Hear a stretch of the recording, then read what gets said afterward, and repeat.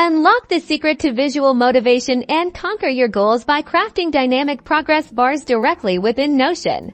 The first step to creating your progress bar is to set up your data in your Notion database. You want a property to track the status of your items. A select property works perfectly for this. We'll call this one status. Now, let's define the stages of your progress. Click on the status property to edit it and add your desired options. For example, you might use not started, in progress, needs review, and completed.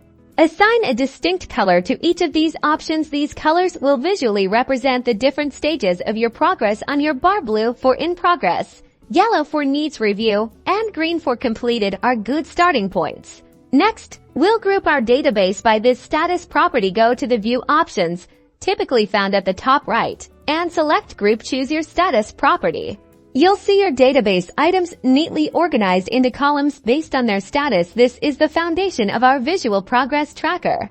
Now for the magic: creating the progress bar itself. Add a new property and choose the formula type. We'll name this one Progress. In the formula editor, we're going to input a simple formula that calculates your progress. This formula will count how many items are marked as completed and divide it by the total number of items in your database. This gives us a percentage of completion. Finally, we need to tell Notion to display this formula as a progress bar. Click on your new progress formula property, select Edit Property, and then under the Display section, choose the progress bar option.